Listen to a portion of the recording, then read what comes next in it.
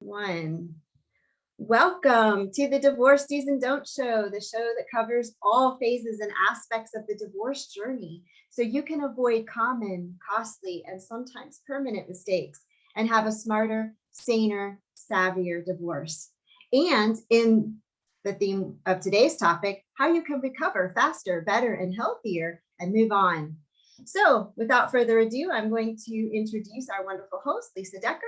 Lisa is a certified divorce financial analyst, real estate collaboration specialist in divorce, and the CEO and founder of Divorce Money Matter, and the wonderful organization that brings you this show, Divorce Town USA. Welcome, Lisa. What do we have lined up today?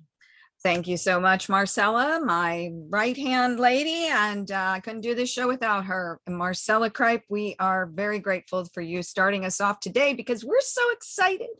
We have a fabulous guest for you today, Bela Gandhi.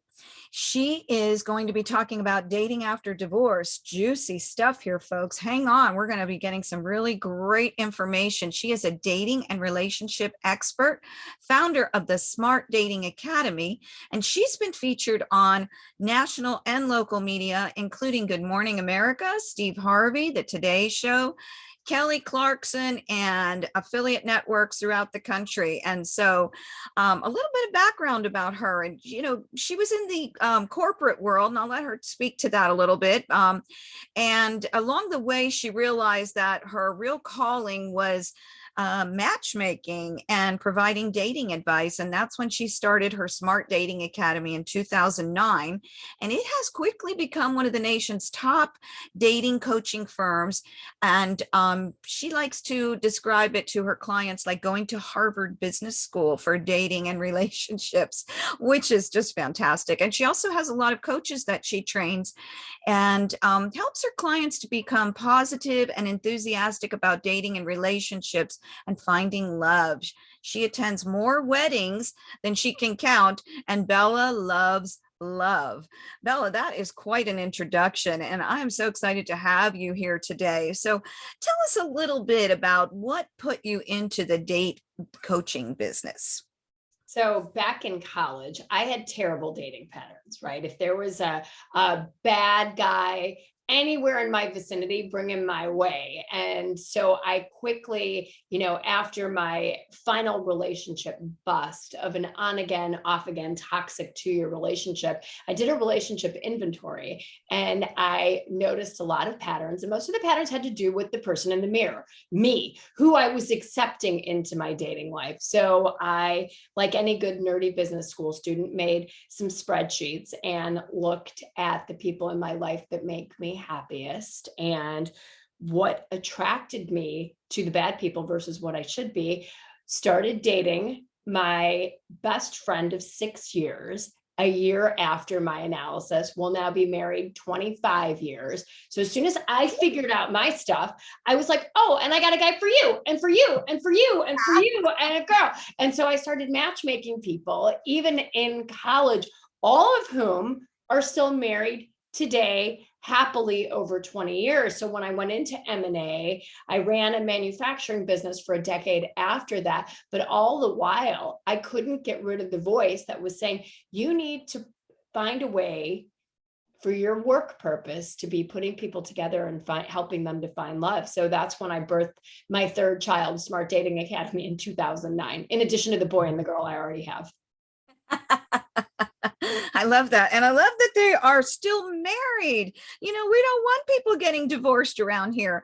And so tell me, after divorce, a lot of people say to me, I'm never getting married again, or I don't want another relationship. And of course, it's all fresh then and their hearts are hurting, and that makes sense. But after a while, most people want to find someone to be with again. And so what are the biggest mistakes that people make when they start dating after divorce?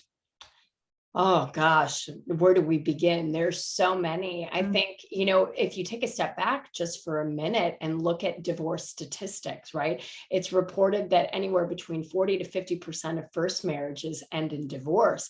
And when you look at the rates for second and third times around for divorces, those numbers escalate greatly, where 67% of second marriages end in divorce, 74% of third marriages. So the biggest mistake is, number one, not knowing that. And because we tend to want to do the same thing all over again, even though we say, I'm never going to date or marry someone like blah, blah, blah again. What happens? Human beings tend to seek out what's comfortable versus what's right.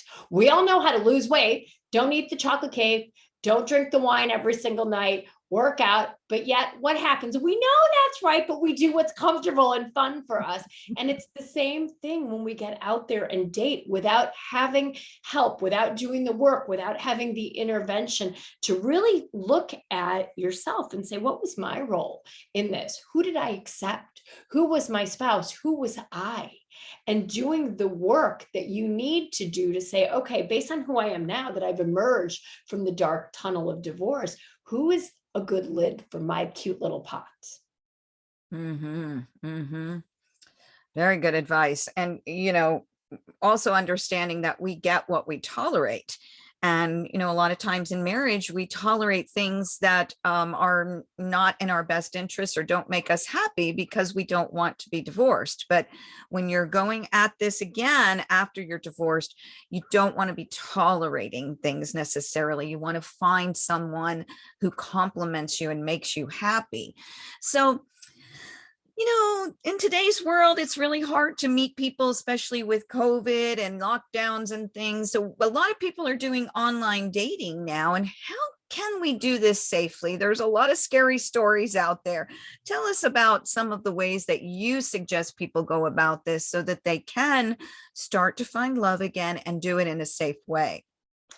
So, yeah, I think online dating is necessary for anybody that wants to get serious about finding love. I mean, everybody's holy grail in our own minds is some meet cute, right? We get set up by somebody, or we go to Whole Foods and we meet eyes with somebody over mangoes in the produce section, and it's love at first sight. And now we're done. But the reality of how we live and where we live today really makes online dating a necessity to really build a good dating pipeline. So I'm a big fan. I tell my women, men, dating is a horse race, and you've got to have many horses to make something a race. So you want to look for women, we call them high GHQ guys. That's our trademark, high and good husband qualities, and really understanding what that means and who that is and what the red flags are. But then when you start to date, when you know those things, you let many people into that funnel, date them like old school courting. And then we help them to narrow it down to their top 3 and their top 1. But to create that funnel or that horse race really means we're going to have to put some sort of a dating app or a site into the mix. And we hear way more worse stories out there, because if it bleeds, it leads, right, in the news. Right. But 99% of people that are on sites are good people. You just have to know red flags, do things safely, but don't worry about your safety in online dating. You want to be smart about it. Okay, so now the next question that begs here is, what are those red flags?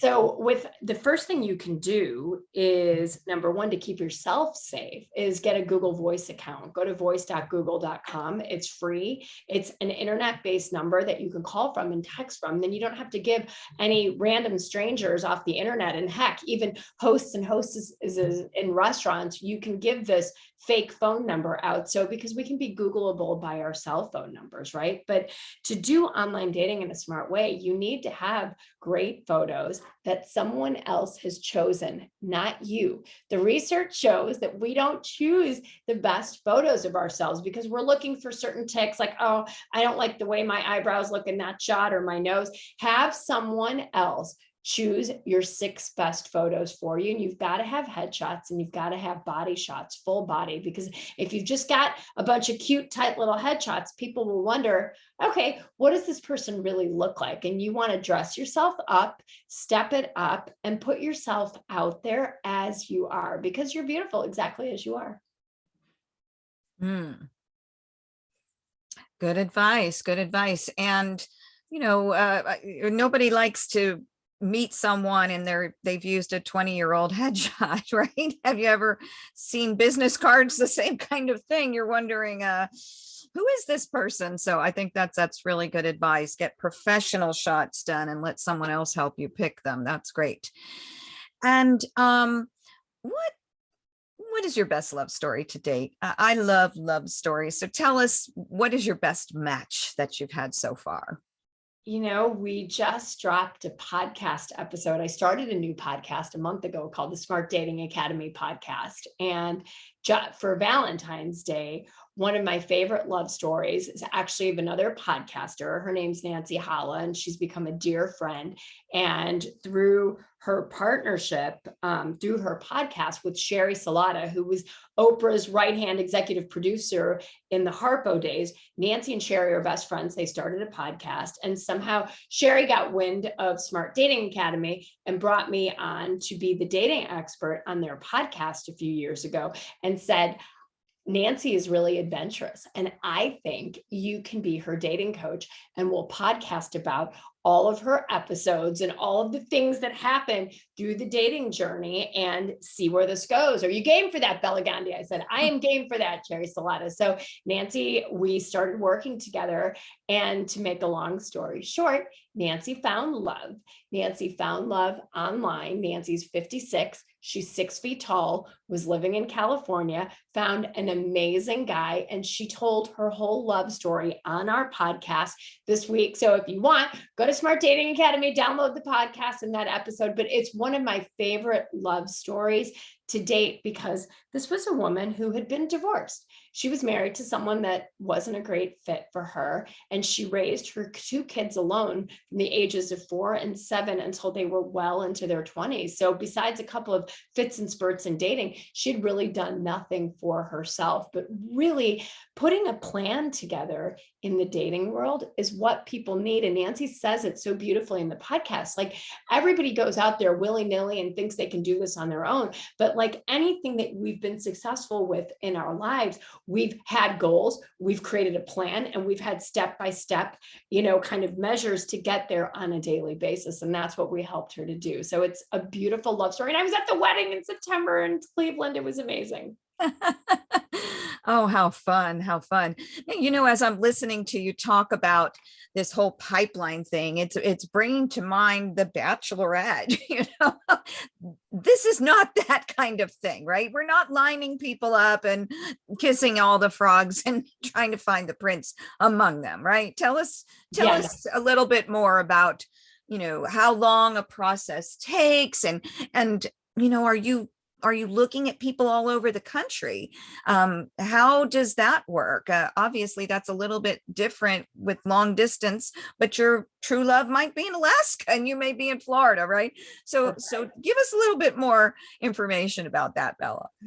So no, it's not like The Bachelor or The Bachelorette. Number one, when you want to create a dating funnel, you're not going to be sitting in a room handing out roses to, kind of prefabricated suitors. You're going to have to pedal the bike and do some work to generate that funnel. And then it's about dating people with intention, knowing the green flags, knowing the red flags, keeping physical contact in a box. It's where you want it. We preach sex exclusivity, only, getting really physical after you're in a committed exclusive relationship.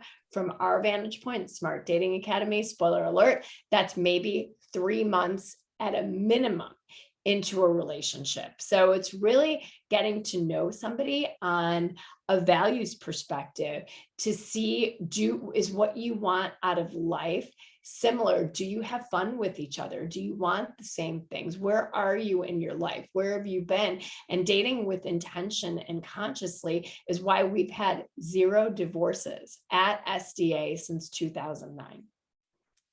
And how many couples have you matched? I'm just curious. The ones we know about, there's, already over 1,000. And the ones, because we've done so many shows and so much media and people have followed our advice, I get love stories from people telling me, you don't even know me, but I saw you on Steve Harvey and you gave me the confidence to get on Tinder when I thought it was just a hookup site. And I want you to know that I had never been married. And at 51, I got married at Disney. Oh my gosh. Oh my gosh. And so again, I'll be honest, I've never been on a dating site and I'm a widow.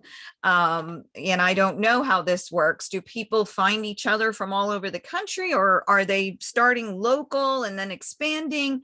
I'd like to know a little bit more about that regionality thing.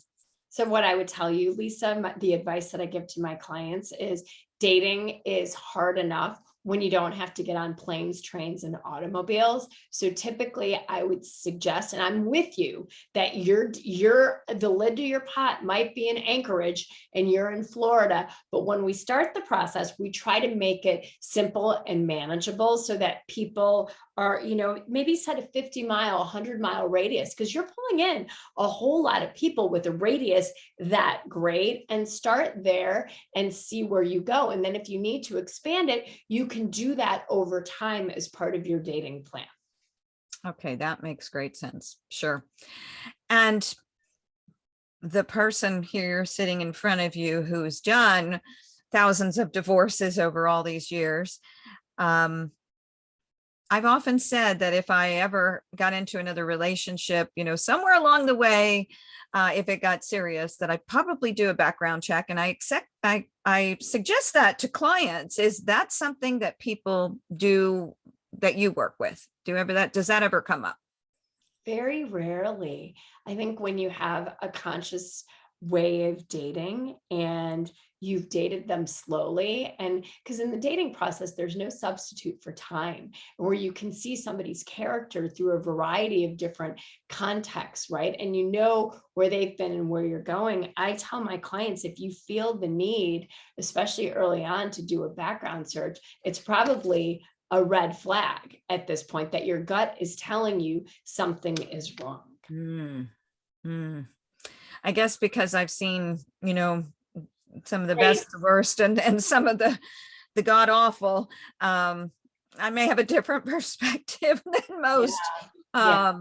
I get it. And I work with divorce professionals, and I work with people that have been, to hell and back through divorces with infidelity and financial infidelity and loads of things. So for some people, it makes them feel better once they're into or evaluating getting into a relationship, to make sure this person isn't married. This person, is who they say they are. And I think that, then that makes sense.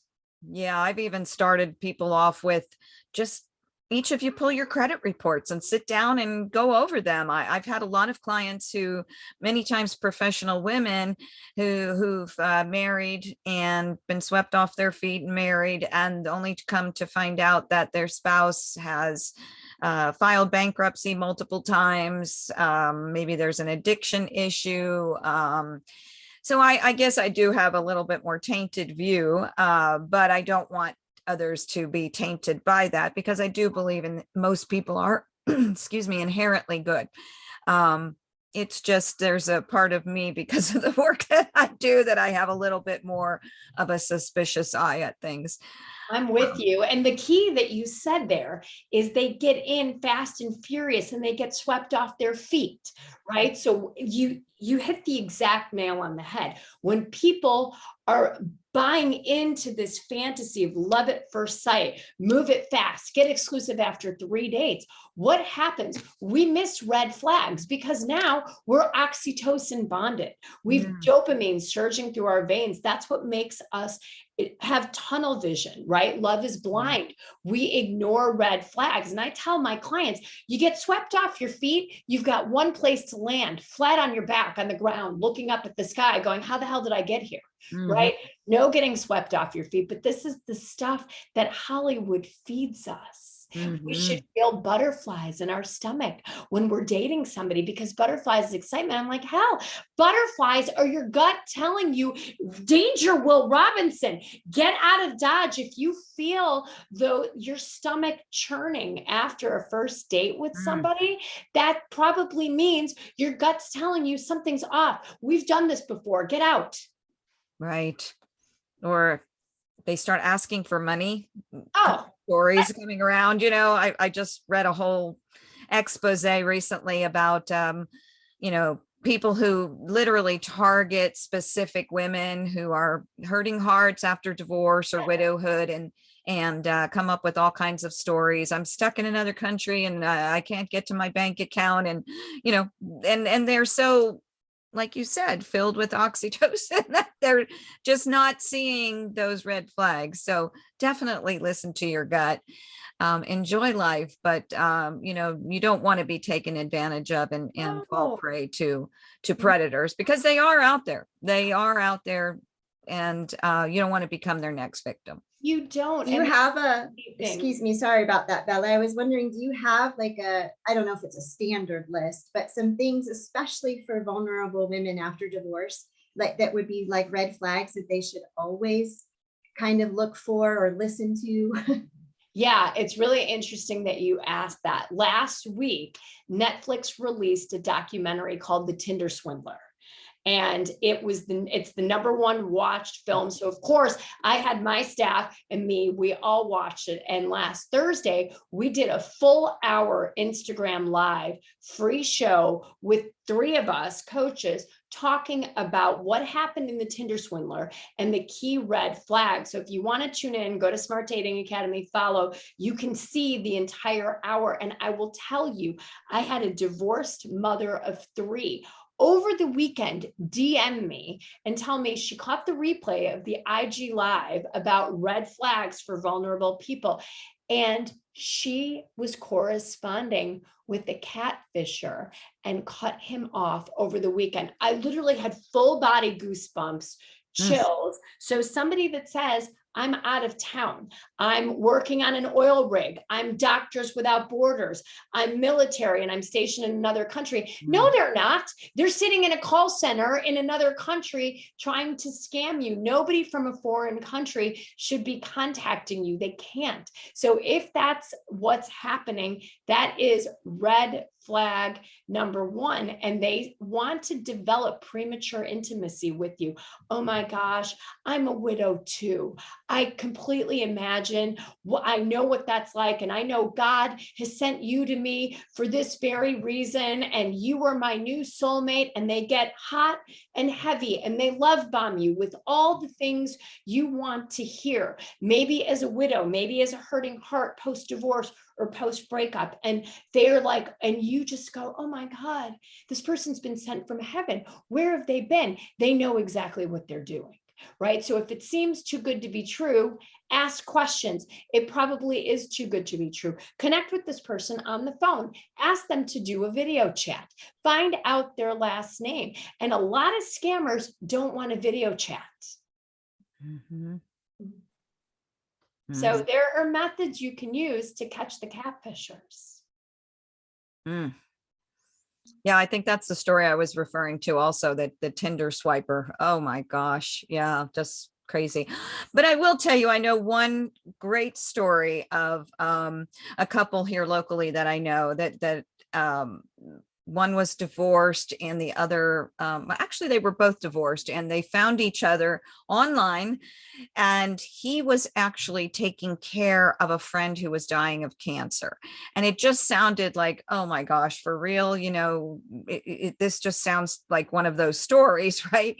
And so her brother had him background checked and looked into, and he came back and said, no, this guy is for real.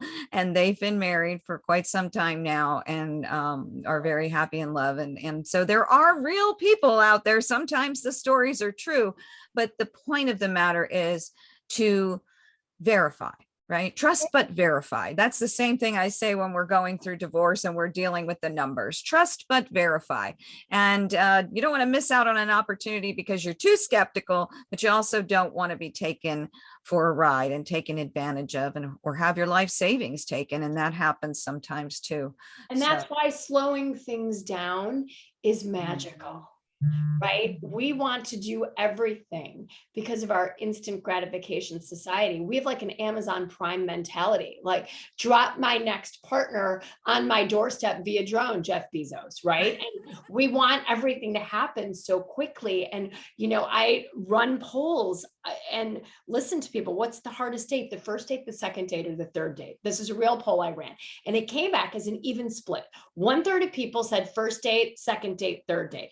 I was most curious about the people that said the third date was the hardest. So we went back in and we messaged every single one of them to hear, do you know what the unanimous response was? Why the third date was the hardest? Because this is getting really serious and I need to figure out where this is going. It was like, a third date? Let's even say you've spent 2 hours with this person on 3 dates. That's 6 hours. That's not even a Monday work day. We want to fast forward, slow things down. We run workshops for our clients called Fix Your Picker and Pacing, 3 hours where we teach these skills in a group format, online dating. How do you do it safely for people? They're called Love Lab workshops. They're amazing. If you're listening to this going, oh my God, this sounds amazing, but I'm overwhelmed. There's so many things out there that can help you to do this in a smart way. Don't think that you have to suffer this alone. Well, tell folks how they can find you. This is fascinating. So our website is smartdatingacademy.com. I started the company, it'll be 13 years ago. You can follow us on Instagram at Smart Dating Academy. And the podcast, the Smart Dating Academy podcast, has tons of information, great guests. We've had, professionals from the divorce world already, and we will continue to do that. So what I would tell you is no matter where you are in this process, you're here for a reason and you have questions around dating, but I promise you, become what I call psychotically optimistic about the fact that you will find love. You will find the lid to your pot. Put a plan together, change things up, and do things that actually make sense for you this time around. Don't do it alone if you don't have to. And it can be a lot of fun. And just know that this is going to be a journey and it's a marathon. It's not a sprint, but that tell yourself every day, love is coming to me. It's a when, not an if, and you too will be a psychotic optimist. I love that. And just like divorce, we say, don't do that alone. You don't know what you don't know. And so hire an expert. And Bela, it has been so wonderful having you here today. Marcella, you want to tell us what's coming up next? I know you've got some resources for folks and places they can find us. Absolutely. Let me go ahead and share my screen again with everyone, and we'll go ahead and show you some things and some places you can go to get the help that you're looking for. And by the way, before she says that, don't miss the next half hour. If you're watching live, you can talk with Bela live. And we're going to be having some more juicy conversations. Yes, please stay with us even after we're off air. If you're a guest today with us today, you've got lots of chances to ask your questions. So very quickly, we're just going to run through some resources and some help that we bring to you every single week. We encourage you to go to divorcetown.com, download your roadmap, figure out where you are and where you want to go and how you can divorce the best way for you and your family. Next, we also encourage you, if you are facing the divorce process, to download your free financial fitness kit. This is available at divorcemoneymatters.com. It is a free download. It's available right on the homepage. Just click and it'll come to your inbox. It'll get you organized, has a working spreadsheet, and also a book of questions for you that you might want to consider when meeting with an attorney. Another resource that Divorcetown offers is our support group. This is available through meetup.com. It meets virtually. And if you go to meetup.com, look for the Divorce Help and Hope Support Group. You can join us there and RSVP for any of the upcoming meetings. Again, this is free for everyone. Next week, we have a very special guest for you, a Divorce Town member, a licensed clinical social worker, and she is all kinds of specialists in parenting and she's going to help us with so many things. Specifically, Stephanie's going to talk to us next week about your next chapter and where you want to go, because really dating after divorce is just a tiny little piece of your post-divorce life. So come back to us next week and we'll sit down with Stephanie and she'll talk to us a little bit more about strategizing and planning for your future.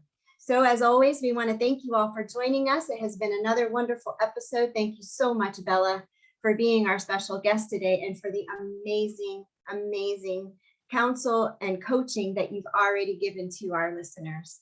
We hope to see you here next week, same time, same channel. Bye, everyone. Thank you. And thank you so much, Bella. This was wonderful. Thank you for having me. Thank you so much.